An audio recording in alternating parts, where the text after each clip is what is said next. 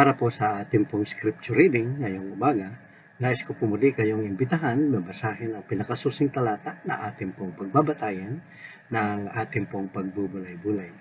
Okay, sa aklat po ng Habakuk, Kapitulo 1, mula po sa talatang 1 hanggang sa talatang 4. Habakuk chapter 1, verses 1 to 4. At ganito po ang mababasa natin mula sa salita ng Panginoon. Ang aklat na ito ay naglalaman ng pahayag ni Yahweh sa pamamagitan ni Propeta Habakuk. O Yahweh, hanggang kailan ako hihingi ng tulong sa iyo? Bago ninyo ako dinggin, bago ninyo ako iligtas sa karahasan. Bakit puro kaguluhan at kasamaan ang ipinapakita mo sa akin? Sa magkabi-kabilay, nagaganap ang pagwasak at ang karahasan, laganap ang karahasan at ng labanan. Ang batas ay walang pisa at walang pakinabang, at hindi umiiral ang katarungan sa husgado at laging natatalo ng masasama ang walang kasalanan, kaya't nababaluktot ang katarungan. Pagkatapos ay sinabi ni Yahweh sa kaniyang bayan, masdan mo ang mga bansang nakapalibot sa iyo, at mamamangha ka at magugulat ka sa iyong makikita. Hindi magtatagal at mayroon akong gagawin, hindi mo paniwalaan kapag mabalitaan mo ito. Pagpalain ng Panginoon ang pagkabasa ng kanyang salita sa ating pong puso. Tayo po ay sumandaling manalangin. Lubos po kaming nagpupuri at nagpapasalamat o dakilang Diyos, sapagkat sa panibagong buhay na taglay namin ngayon ay pagpapatunay ng iyong dakilang pag-ibig o saganang biyaya na sa buong magdamag ikaw ang nag-ingat at nagbantay sa amin. Salamat po sa panibagong umaga na idinagdag mo sa aming buhay na may kasiglahan upang muli kami ay makapagbulay-bulay ng iyong salita at mabigyan ka ng kaluwalhatian sa pamamagitan ng aming buhay, anuman po ang magiging kaganapan at maging gawain namin sa buong maghapon ito. Salamat po sapagkat ang araling ito ay nagpapahayag ng iyong kapangyarihan, nagpapaalaala sa amin na kung kami lubos na magtiwala sa iyo, sa iyong salita at sumunod, dito po uusbong at lalago ang aming pananampalataya at ang bawat mananampalataya ay mamuhay ayon sa kanyang pananampalataya. Kaya po, Panginoon, sa aming pong pagpubulay-bulay ngayong umaga, gabayan po kami at pangunahan, puspusin ang karunungan at ng iyong banal na Espiritu. Sapagkat ito po aming dalangin sa pangalan ni Jesus. Amen.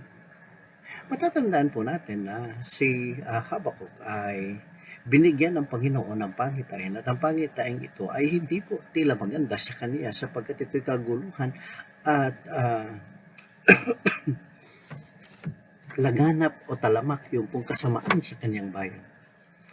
At dahil po siya ay may kabigatan sa kanyang bayan, nandoon yung kanyang puso na maglingkod sa kanyang kababayan ay kanya pong pinasan ang suliranin o ang problemang ito.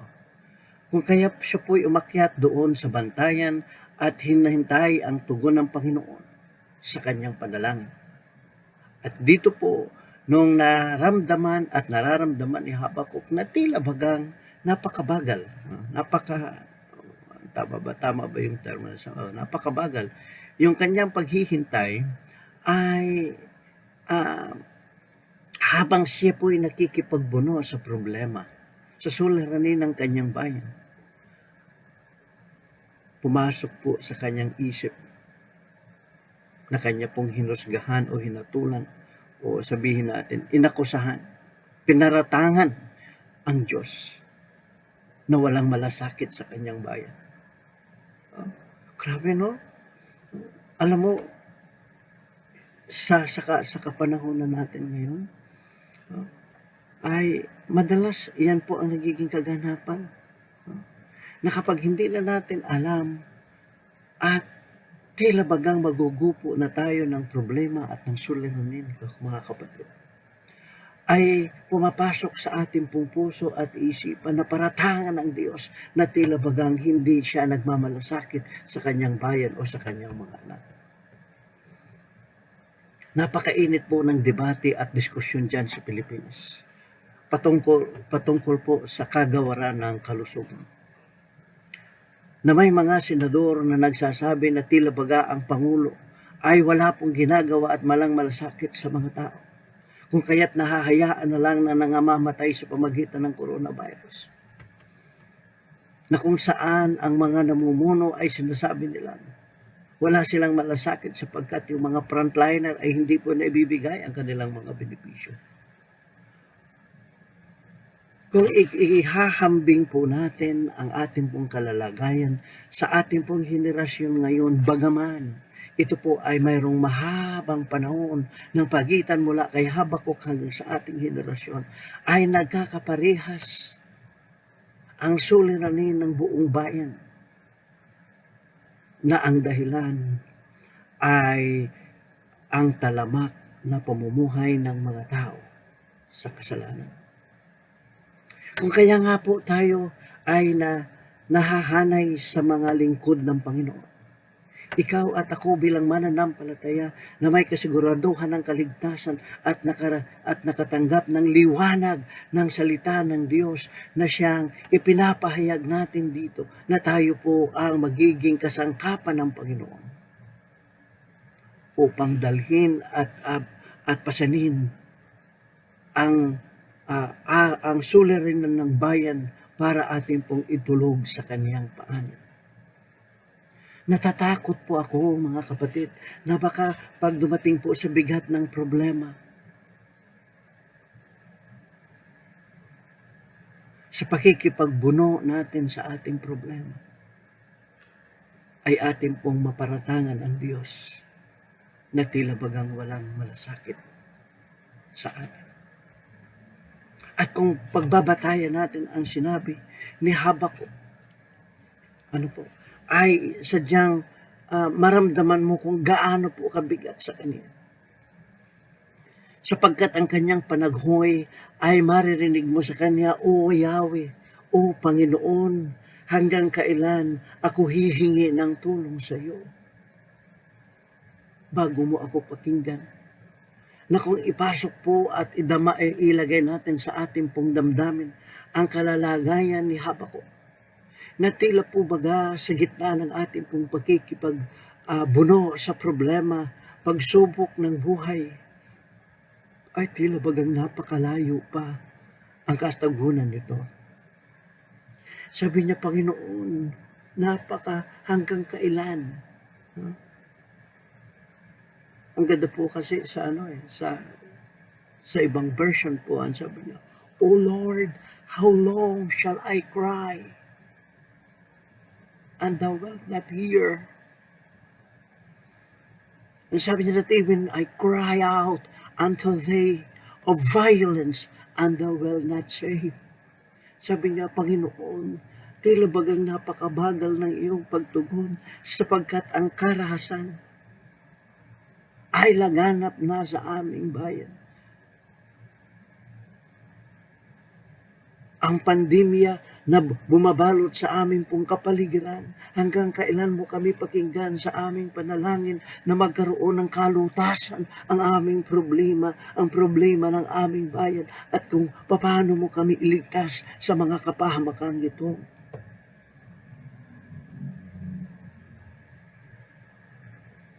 Sabi po ni Habakuk, bakit, Panginoon, puro naman kaguluhan ang aming nakikita? And sabi ni Habakuk, how many times I have, sabi niya, you and I said, Lord, how long? Grabe, no? Pag nasa gitna ka na kasi ng problema at ng suliranin, lalo't kapag nagkakaroon o tila bagang nangangamba ka sa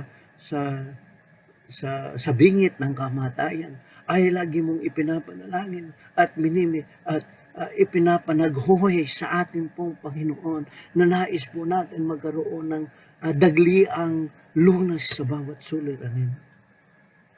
Matatandaan po ninyo na si Habakuk, sabi niya, kung pansinin po ninyo, Habakuk ay siya po ay marubdob na nalalangin sa Panginoon. Siguro po ang magandang halimbawa nito, yung anong pangalan nito? Siya po'y nagpatira pa. Siya po'y lumuhod. Alam po ninyo, isa sa magandang posture o kaugalian na kapag tayo po ay nanalangin, tayo po'y nakaluhod. Nung kapanahonan po namin, ng buhay ang aming mga magulang. At mayroon po kaming tinatawag na family altar. Kaya nga lang talagang uundap-undap ng kapanahonan na yun. Sa aming pong paglaki ay nakita po namin sa aming pong mga ninuno, sa aming pong mga magulang, na kapag ikaw ay manalangin ay nakaluhod. Hanggang ngayon po ay ginagawa pa rin ng maraming mga tao. Yung tinatawag natin diputado. Yung may mga debosyon. Bakit po tayo naman nanampalataya na nagsasabing tayo po ay nasa katotohanan, subalit ang ating pong posture sa pananalangin ay tila bagang nawawala. Kaya po mga minamahal, isa po sa pinakamaganda na magiging kaugalian natin na kapag tayo po ay nanalangin sa ating pong silid, tayo po'y lumuhod, pagpapahayag ng ating pong pagpapakumbaba sa Panginoon. Sa ating pong minimithi ng katugunan sa ating panalangin. Sabi ni Habakuk, how long shall I cry?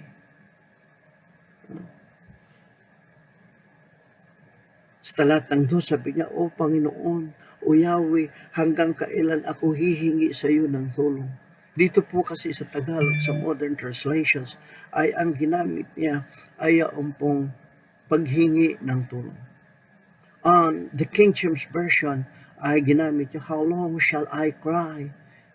Ito po ay uri ng isang panaghoy, panawagan na marubdob ang damdamin na kung saan daladala niya ang kabigatan sapagkat on that time, sa panahong iyan, si Habakuk po ay kasalukuyang nakikipagbuno sa napakabigat ng suliranin ng kanyang bayan. At ang una po ay siya'y nananawagan. Ibig sabihin, ang unang kanyang panaghoy sa Panginoon. The first word, cry, that means to cry for help. Pananawagan po ng pagtulong.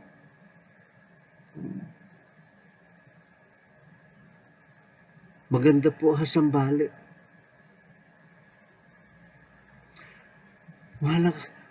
Malabin Diyos, anggan makaano mo lungon, yay maingkon dawat. Yan ang pinakamagandang salita.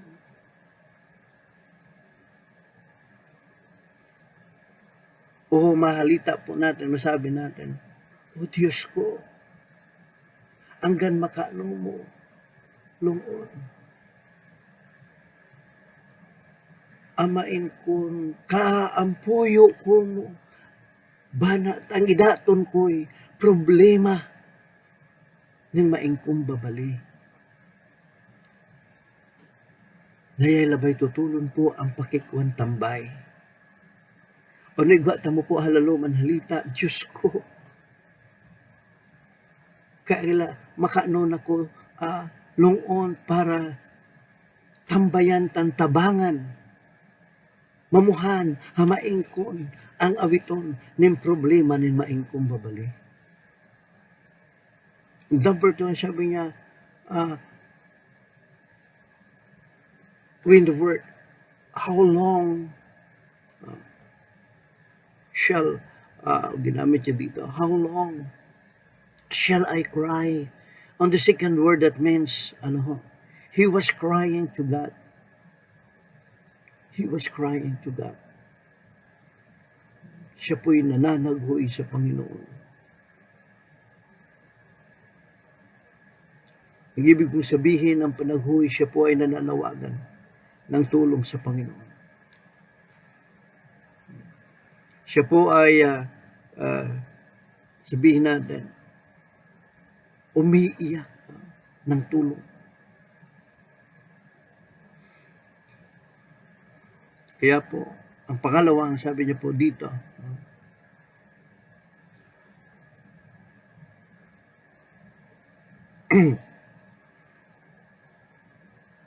siya po ay nananaghoy. Yeah. The word nananaghoy po kasi ay magandang magandang tingnan. Okay. And sabi niya, and he was crying to the Lord. Number 2, and sabi niya, oh God, help me and help me to this nation. Sabi niya, hanggang kailan mo ako pakikinggan? Okay. Yaon pong pangalawang salita ng pagtawag ni Habakuk. Ano po? Ay yaon pong kaniyang anong tawag dito?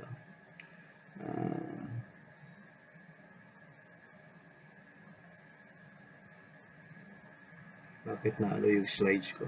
Na-disarrange. Yeah.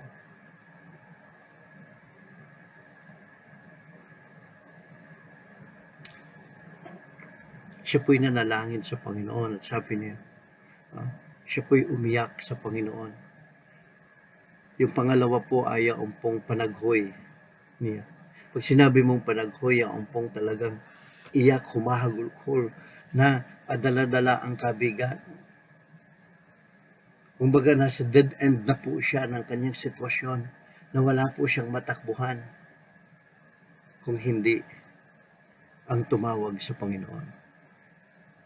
Sabi niya, sa ganitong kalalagayan, kanya pong pinasan ang suliranin ng kanyang bayan. Kaibigan, kapatid sa Panginoon, have you ever prayed fervently for help? Nasubukan mo na ba? Oo, alam ko po. Nasubukan na natin na marubdob na nanalangin at humihingi ng tulong. At kung ang pakiramdam mo ay tila bagang walang katugunan at nababagalan ka sa pagtugon ng Diyos, hindi baga pumapasok sa isip mo o sa iyong puso at pinaparatangan ng Diyos na tila baga na wala po siyang malasakit sa atin. Hindi po ito na iba sa mga apostoles ng Panginoon, the disciples of the Lord Jesus Christ. Doon po sa Mark chapter 4 verse 38, nung sila po ay nasa bangka at ang Panginoon po sa kanyang lupang kalalagayan, sa kanyang lupang kaanyuan, siya po ay naidlip doon sa bangka at nagkaroon po ng napakalakas na unos. At nataranta ang mga disipulo ng Panginoon. At sila po'y nangamba na baka sila po ay mga lunod at lamunin ng dagat. Kung kaya't ginising nila ang Panginoon at kanilang sinabi, Lord, wala ba kayong pakialam kung kami ay malulunod at mapapahamak dito? Which the exact word in the King James Version, Japanese sa Mark chapter 4 verse 38, Lord, don't you care that we are perishing? Sabi niya, hindi ba kayo nagmamalasakit, Panginoon, na tayo ay mapapahamak?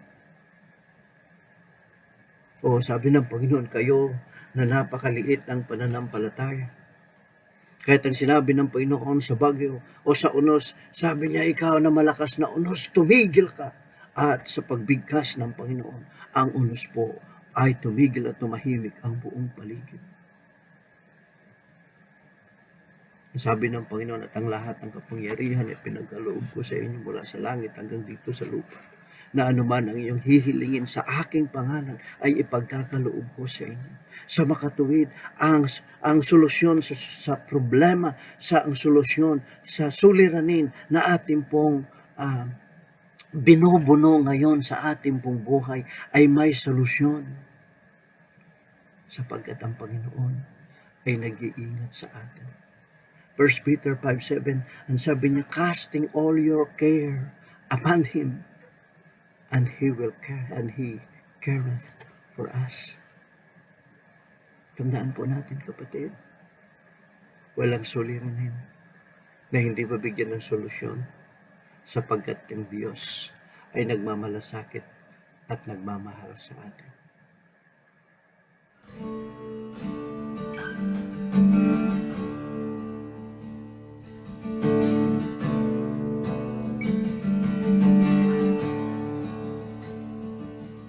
The weapon may be formed, but it won't prosper. When the darkness falls, it won't prevail. For the God I serve knows only how to triumph. Oh, my God will never fail. Yes, my God will never fail. I'm gonna see a victory. I'm gonna see a victory. For the battle belongs to you, Lord.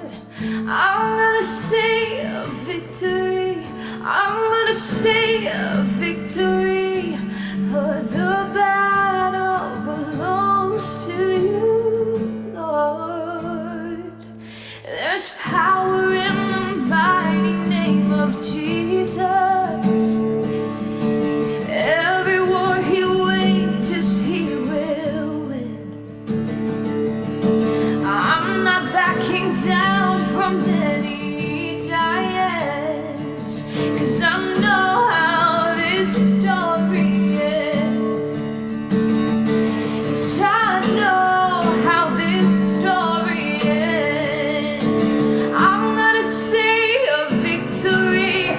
I'm gonna see a victory.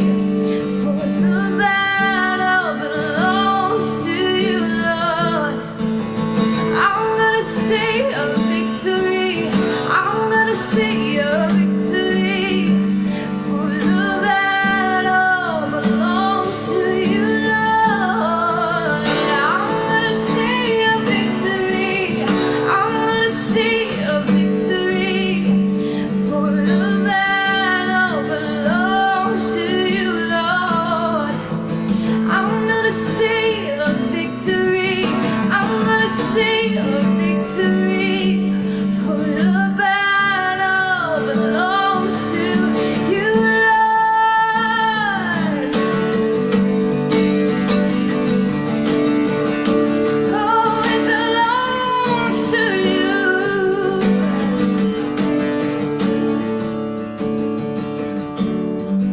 You take what the enemy meant for evil and you turn it for good. You turn it for good.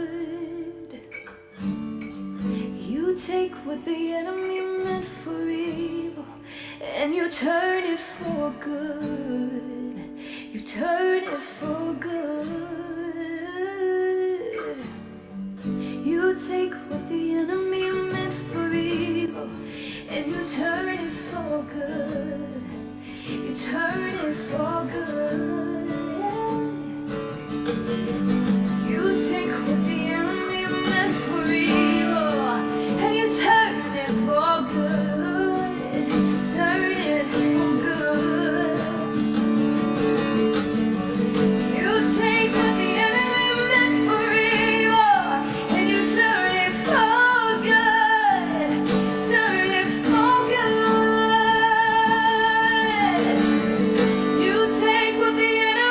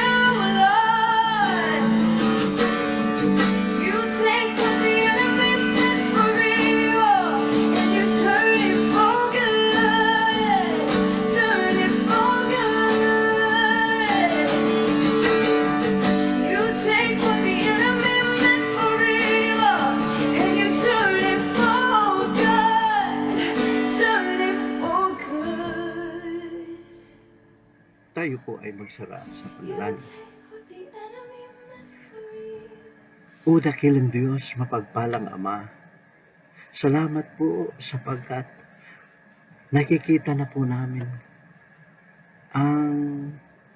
at natatanaw namin ang mga kaganapan sa aming pong paligid, sa aming bayan at sa buong mundo. Na sa kasalukuyan, Panginoon, kami rin ay nakikipagbuno sa sa aming sariling problema. At nagiging kasabay nito ay ang pagpasa ng nakaganapan sa aming pong paligid, sa aming pong bayan. Una na rito ay ang laganap na pandemya na nararanasan ng sangkatauhan. Nandito na rin, Panginoon, ang kukulangan ng mga kakulangang pangkabuhayan. At higit sa lahat, marami na po sa iyong mga anak ang nanglulupaypay sa kanilang pananampalataya. Kaya po dakilang Diyos, salamat sa panapapanahong mensahe na amin pong napag-aralan. Na mayroon po kayong katugunan sa bawat suliranin ng taglay ng inyong anak, maging pasanin niya ang suliranin ng bayan. Salamat po, Panginoon, sapagkat ang iyong salita ay totoo, sapagkat ang iyong salita ay buhay, na siyang nagbibigay katatagan at kalakasan ng aming puso at pananampalataya. Salamat po at patuloy po, Panginoon, na palaguin ang salita mong ito na siyang nahahayag sa aming buhay, sa ikatatatag ng aming pong pananampalataya sa iyo.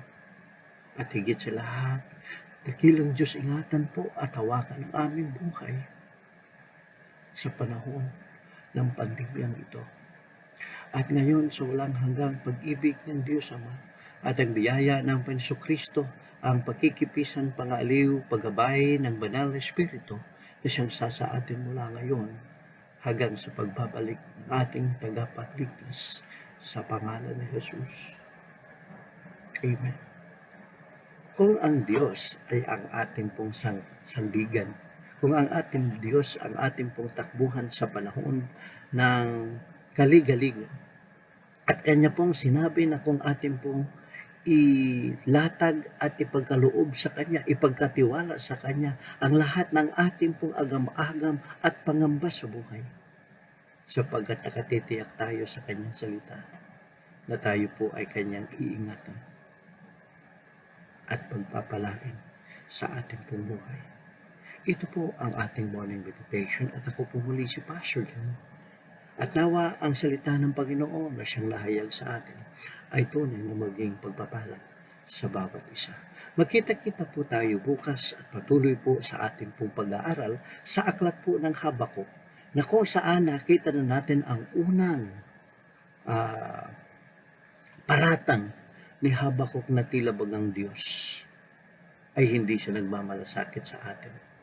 At dito rin po na may makikita at mapapag-aralan natin ang tugon ng Diyos kay Habakuk. Magkita-kita po tayo bukas at maraming salamat. At nawang biyaya ng Diyos ay managana sa bawat isa sa atin sa araw ito.